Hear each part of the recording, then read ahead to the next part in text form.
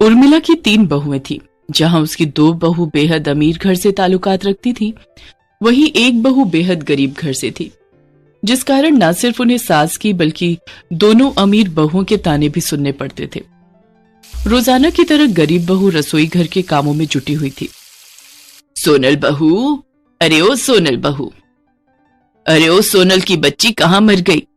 आई माँ जी। हाथों में चाय लिए हुए सोनल हॉल में आती है। ये लीजिए माँ जी चाय। क्यों रे मेरी गरीब बहू, चाय बना रही थी या बीरबल की खिचड़ी? इतना वक्त लगता है? माँ जी अब घर बाहर का सारा काम भी तो इतना है कि दिन भर कठपुतली की तरह नाचना पड़ता है। अरे मेरे जमाने में तो एक अकेली लुगाई घर भर का काम नाच नाच के कर देती थी, और तुझे काम करने में दिक्कत हो रही है। मेरी दोनों बहुरानियों के लिए चाय क्या तेरा बाप लाएगा? माँ जी दोनों देवरानी भी अब अपना हाथ पांव चला सकती हैं। क्यों, तेरे हाथ पांव में घुन लगा है? चुपचाप जाओ चाय लेकर आ। जी माँ जी। सास की बात सुनकर सोनल रसोई घर आती है। जाने सासू माँ मेरे साथ ही ऐसा बुरा बर्ताव क्यों करती हैं? ऐसा जान पड़ता है मैं इस घर की बहू नहीं बल्कि बाई हूँ। आजकल के दौर में लोग उनसे भी बेरुखी से पेश नहीं आते होंगे। जाने ये 2 रिहायशी तितलियां ऐसी कौन सी पट्टी पढ़ाती है माँ जी को, जो माँ जी इनका तो गुणगान करती हैं और हमारी गरीबी की हंसी उड़ाने का एक मौका भी नहीं छोड़ती। खैर, यूं दिल ही दिल कुढ़ने से कुछ नहीं होगा, क्योंकि हम गरीबों को तो पूछने वाला कोई नहीं होता। गरीब बहू की बेबसी उसकी बातों से साफ जाहिर हो रही थी। जहां गरीब बहू की दशा नौकरानी से भी बदतर थी, वहीं 2 बहुएं छोटी होने के बावजूद सारा दिन बस हुक्म चलाती। समय के साथ सर्दियों का आगमन हो जाता है। हॉल में बैठी उर्मिला की दोनों अमीर बहुएं कहती हैं, सासू माँ सर्दियां आ चुकी हैं। आप तो जानती हैं कि सर्दियों को लेकर मेरे कितने शौक हैं, इसलिए मैंने डैडी से कहकर चारों के लिए न्यू हीटर मंगवाया है, ताकि हम चारों ठंड से बच सके। माँ जी कल ही मैंने भी सर्दियों की खूब सारी शॉपिंग की है। ये देखिए, खास आपके लिए पश्मीना की शॉल लाई हूँ। तोहफे देना क्या तुम दोनों बहुओं को ही आता है? मैंने भी तुम दोनों के लिए नई रजाई बनवाई है। माँ जी इसकी क्या जरूरत थी? अरे जरूरत कैसे ना थी, तुम्हारे कमरे की रजाई पतली हो चली है। मैं नहीं चाहती कि मेरी बहुएं रात भर ठंड से ठिठुरती रहें, इसीलिए मैंने बिना देरी करे रजाई बनवा दी।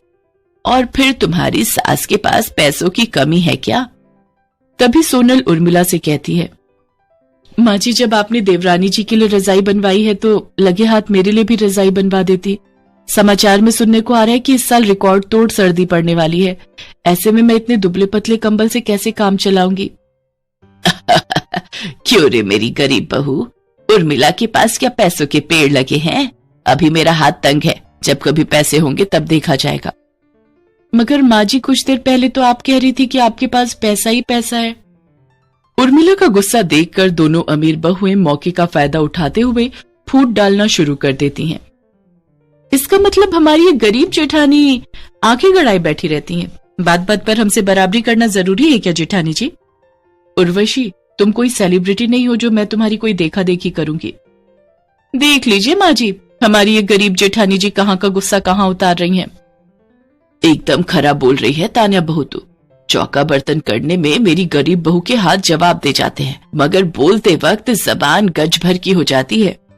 ऐसा कहकर उर्मिला चली जाती है और तान्या कहती है, हमारी सासू माँ की गरीब बहू तुम चाहे कितने भी पापड़ बेल लो, लेकिन तुम हमारी जगह कभी नहीं ले सकती।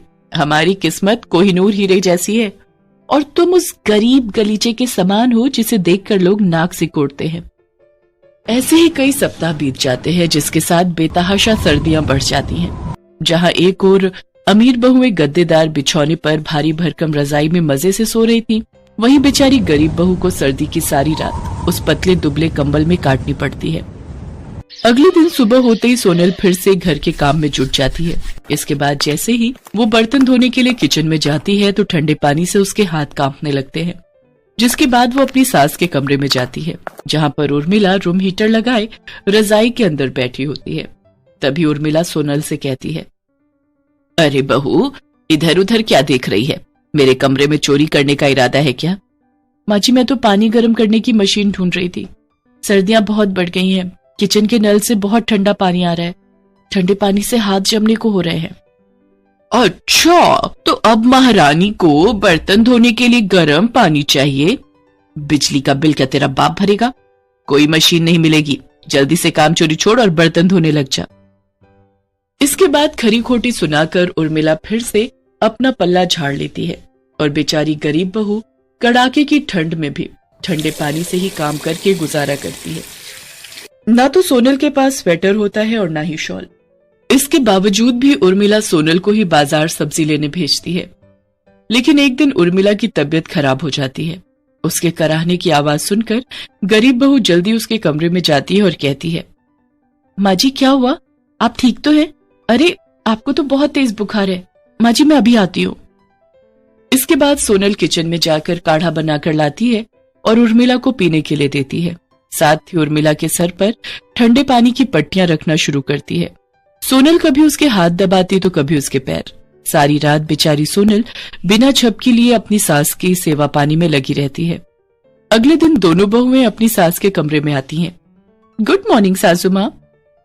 गुड मॉर्निंग सासू माँ, क्या हुआ? आपका मुंह मरीजों जैसा क्यों लग रहा है? माँ जी की तबीयत कल रात से बहुत खराब थी। उन्हें तेज बुखार था। उर्वशी चलो यहाँ से, कहीं हमें भी फ्लू न लग जाए। इसके बाद वो दोनों अमीर बहुएं वहां से चली जाती हैं और उर्मिला उनकी सारी बहानेबाजी समझ जाती है। मुझे तो लगा था तुम दोनों यहाँ मेरा हालचाल पूछने आई हो, मगर तुमने अपने तेवर दिखाई दिए। सोनल मुझे माफ कर दो। मैंने हमेशा तुम्हें गलत समझा और तुम्हारी गरीबी की हंसी उड़ाई। शायद इसी कारण भगवान ने मुझे ऐसा भुगतान दिया है। माँ जी बीती बातों को याद करके दुखी मत होइए। जो हुआ उसे भूल जाइए। सास का बर्ताव देखकर तान्या और उर्वशी का सर शर्म के मारे झुक जाता है और वो कहती हैं, जेठानी जी हमें माफ कर दीजिए। हमने आपको ताने दिए, आपकी गरीबी का मजाक उड़ाया। जेठानी जी हम दोनों को माफ कर दीजिए। ऐसा मत कहो, मैंने हमेशा तुम्हें अपनी बहनें माना है। फिर वो तीनों आपस में गले लग जाती हैं और इसके बाद सारा काम मिलजुल कर करती हैं।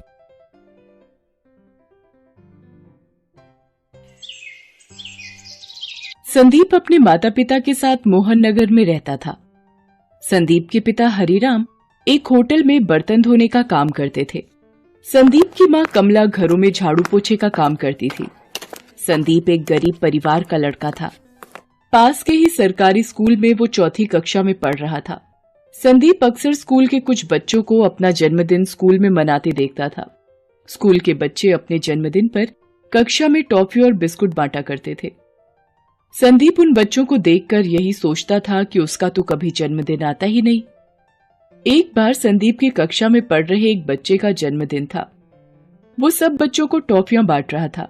जब वो टॉफी देने संदीप के पास जाता है, तभी एक बच्चा उस बच्चे से कहता है, अरे यार सोनू, तू संदीप को टॉफी देकर क्या करेगा?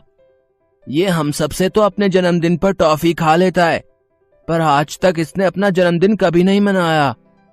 हम सबको टॉफी खिलाने के खर्चे से बचना चाहता है ये संदीप। कोई बात नहीं मन्नू, इसको खाने दे टॉफी। संदीप को अपना जन्मदिन ही नहीं पता कि इसका जन्मदिन कब आता है, इसलिए हमारे जन्मदिन पर टॉफी बिस्कुट के मजे उड़ाता है।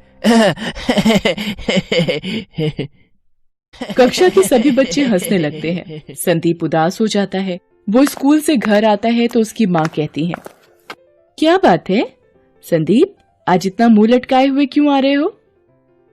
माँ, मेरे स्कूल के सब दोस्त अपना जन्मदिन मनाते हैं, पर मैं अपना जन्मदिन क्यों नहीं मनाता? मेरा जन्मदिन कब आता है माँ? मेरे सब दोस्त मेरा मजाक उड़ाते हैं कि मैं अपना जन्मदिन कभी नहीं मनाता। संदीप, ये जन्मदिन वगैरह पैसे वाले लोगों के घर ही मनाए जाते हैं। हम गरीब लोगों का कोई जन्मदिन नहीं होता बेटा। हम कोई पढ़े लिखे माँ बाप तो है नहीं। तुम्हारे पैदा होने का दिन न तुम्हारी माँ को याद है और न ही मुझे। संदीप बेटा चल, अब ये जन्मदिन वगैरह की बातें छोड़, आजा रोटी खा ले। संदीप उदास मन से रोटी खाने लगता है, पर उसके मन में अब ये बात घर कर गई थी कि गरीब लोग जन्मदिन नहीं मनाते। गरीब का जन्मदिन नहीं होता। धीरे धीरे समय बीतता रहा। संदीप अब बड़ा हो चुका था। संदीप की मां ने उम्र के साथ अब घरों में काम करना छोड़ दिया था। संदीप के पिता भी अब होटल का काम छोड़कर घर के पास में ही सब्जी का ठेला लगाने लगे थे। एक दिन हरिराम सब्जी का ठेला लगा रहा होता है। उसके पास वही होटल का मालिक आता है जहां हरिराम पहले बर्तन धोने का काम किया करता था। अरे हरिराम, सब्जी का ठेला लगाने लगे हो? हैं? अच्छी बात है। शरीर चलता रहना चाहिए और मेहनत करने में क्या हर्ज है कि नहीं? अच्छा लाओ, 2 किलो आलू और 2 किलो टमाटर तोल दो। अभी देता हूँ साहब। बड़ी खुशी हुई आपको इतने समय के बाद देखकर। अरे हरिराम, तुम्हारा एक बेटा भी था ना, संदीप? अब तो बड़ा हो गया होगा। आजकल क्या कर रहा है? कुछ नहीं मालिक, अभी 12वीं पास की है उसने, तो घर पर ही है। अब कॉलेज की पढ़ाई के लिए पैसे भी तो चाहिए, इसलिए अभी पढ़ाई रोक दी है उसने। उसे भी कहीं किसी दुकान पर कोई काम मिल जाए तो घर खर्च में आसानी हो जाएगी और पैसे कमाकर आगे की पढ़ाई भी कर लेगा। अच्छा, तो ये बात है। अच्छा, एक काम करो, मैंने बड़े बाजार में एक नई बेकरी खोली है, तो मुझे वहां पर एक लड़के की जरूरत है जो बेकरी की देखभाल भी कर सके और लोगों के घरों तक ऑर्डर भी पहुंचा सके। तुम चाहो तो कल से ही संदीप को नौकरी पर भेज सकते हो। 8,000 रुपए महीना की तनख्वाह पर रख लूंगा। क्यों, सही रहेगा ना तुम्हारे लिए भी? ये तो बहुत अच्छी बात हो जाएगी मालिक। मैं कल ही संदीप को आपकी बेकरी पर भेज देता हूँ। अगले दिन से संदीप हरिराम के कहने पर बेकरी शॉप पर काम करने लग जाता है। बेकरी का मालिक नारायण सभी ऑर्डर की डिलीवरी के लिए अब संदीप को ही भेजता था। नारायण की बेकरी के केक और पेस्ट्री बहुत ही मशहूर थे। किसी के जन्मदिन की पार्टी हो या शादी की सालगिरह, हर कोई नारायण की बेकरी से ही केक ऑर्डर करता था। एक दिन नारायण संदीप को बुलाता है। संदीप, अरे ये ऑर्डर पहुंचाना है ठीक 5 बजे तक। जन्मदिन की पार्टी है तो 6 बजे तक केक काटने के लिए उन लोगों ने टाइम रखा है ना? तो हमें जो है 5 बजे तक ऑर्डर पहुंचाने के लिए कहा गया है। ये घर का पता है, ठीक समय पर डिलीवरी पहुंचा देना, ठीक है? संदीप केक का ऑर्डर देने के लिए निकल जाता है। वो जैसे ही आधे रास्ते पहुंचता है, उसकी माँ का फोन आता है। संदीप, बेटा तेरे पिताजी को पता नहीं क्या हो गया है। सब्जी के ठेले पर थे तो बेहोश हो गए। एक आदमी उन्हें छोड़ कर गया है, अभी भी बेहोशी की हालत में है। डॉक्टर को बुलाना होगा बेटा, तू जल्दी घर आ जा। माँ की बात सुनकर संदीप घबरा जाता है। उसे केक का ऑर्डर भी समय पर पहुंचाना होता है, पर वो क्या करे, उसे कुछ समझ नहीं आ रहा होता। उसे केक भी समय पर पहुंचाना होता है, पर उसका घर पहुंचना बहुत जरूरी था। संदीप की माँ घर में अकेली थी और पिताजी की तबीयत बिगड़ती जा रही थी। संदीप घर की तरफ निकल गया। संदीप सीधा डॉक्टर को लेता हुआ ही घर गया। डॉक्टर ने संदीप के पिता का चेकअप किया और कुछ दवाइयां लेकर संदीप को दी और संदीप के पिता को कुछ दिन आराम करने के लिए कहा।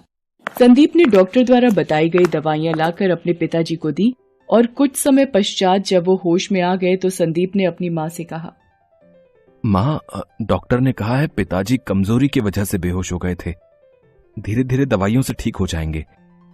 आप पिताजी के पास बैठो, मैं थोड़ी देर में आता हूँ। मुझे एक ऑर्डर का केक पहुंचाना है, बहुत जरूरी। संदीप केक लेकर जल्दी जल्दी नारायण के दिए पते पर पहुंचता है। संदीप घबरा जाता है कि जिनका ऑर्डर है कहीं वो लोग गुस्से में आकर नारायण को फोन न कर दे, कहीं नारायण उसे नौकरी से न निकाल दे। ये सब ख्याल संदीप के मन में आ रहे थे क्योंकि नारायण के भी बार बार फोन आ रहे होते हैं, पर पिताजी की तबीयत को देखते हुए संदीप नारायण के फोन को नहीं उठा पाता। संदीप थोड़ा घबराया हुआ केक लेकर घर के दरवाजे पर पहुंचता है। जी, आपका केक का ऑर्डर था। सॉरी, थोड़ा लेट हो गया। वो मेरे। कोई बात नहीं बेटे, वैसे भी मेहमान थोड़ा लेट ही आते हैं। मेरे पोते का जन्मदिन है, आज वो 10 साल का हो गया है। रुको, मैं अपने बेटे किशोर को बुलाता हूँ। अरे किशोर बेटा, अरे ये जो केक ऑर्डर किया था, केक आ गया है। चलो मोहित बेटा, तुम्हारे जन्मदिन का केक आ गया है, जिसका तुम्हें बेसब्री से इंतजार था। वाओ, मेरा बर्थडे केक आ गया। मम्मी देखो मेरा बर्थडे केक। दादा, दादू देखो। दादी, दादू देखो। जी, नारायण जी की बेकरी से आया हूं, ये आपका केक। हैप्पी बर्थडे बेटा। थैंक यू भैया। आप भी अंदर आओ ना भैया, आज मेरा बर्थडे है तो आप भी तो गेस्ट हुए ना। हाँ हाँ प्लीज, अगर मोहित का मन है तो थोड़ी देर के लिए आ जाइए। सर मैं आपके घर की पार्टी में, सर मैं कैसे?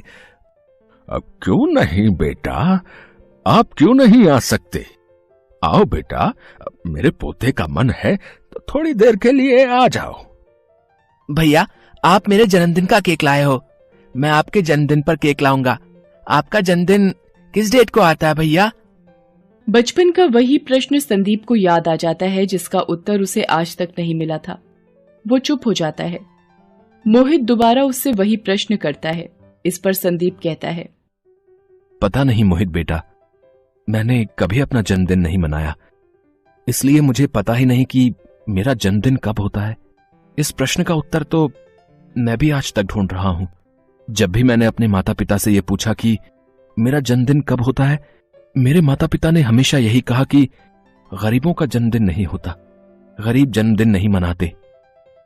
कोई बात नहीं भैया, मैं आपका जन्मदिन मनाऊंगा। पापा, दादू, हम कल भैया का जन्मदिन मनाएंगे। हम भैया के घर चलेंगे ना पापा? हाँ हाँ मोहित बेटा, हम कल इन भैया के घर जरूर चलेंगे। अगले दिन पिता की तबीयत की वजह से संदीप छुट्टी पर होता है। मोहित अपने पिता और दादू को लेकर नारायण की बेकरी पर जाता है। नारायण को लगता है कि कल केक लेट हो गया था, शायद इसी वजह से वो संदीप की शिकायत लेकर आए हैं। नारायण उन्हें बताता है कि संदीप के पिताजी की तबीयत खराब है, कल इसी वजह से उसे आपके घर आने में देर हो गई थी। जब वो उनके घर केक देने जा रहा था तो रास्ते में ही उसकी माँ का फोन आ गया था कि उसके पिताजी की तबीयत अचानक खराब हो गई है, इसी वजह से उसे केक देने में देरी हो गई। मोहित के पिता और दादू नारायण को बताते हैं कि पार्टी शुरू होने से पहले ही संदीप केक ले आया था। संदीप ने अपनी जिम्मेदारी पूरी तरह निभाई है। वो नारायण से संदीप के घर का पता पूछते हैं और एक बढ़िया सा केक भी खरीदते हैं। वो संदीप के घर पहुंचते हैं। संदीप मोहित और उसके पापा व दादू को देखकर हैरान रह जाता है। वो अपने माता पिता से उन्हें मिलवाता है। संदीप भैया, हैप्पी बर्थडे, ये लो आपका बर्थडे केक। कल आप मेरे बर्थडे पर आए थे, आज मैं आपके बर्थडे पर आया हूँ। आओ संदीप भैया, केक काटते हैं। आओ बेटा संदीप, अपना जन्मदिन मनाओ और ये केक काटो, मोहित को बहुत खुशी होगी। और बेटा, आज के बाद कभी भी ये मत कहना कि आप गरीब हो बेटा, ठीक है?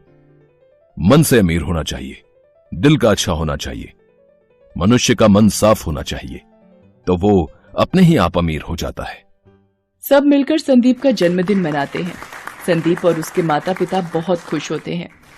संदीप की आंखें खुशी के आंसुओं से भर जाती हैं।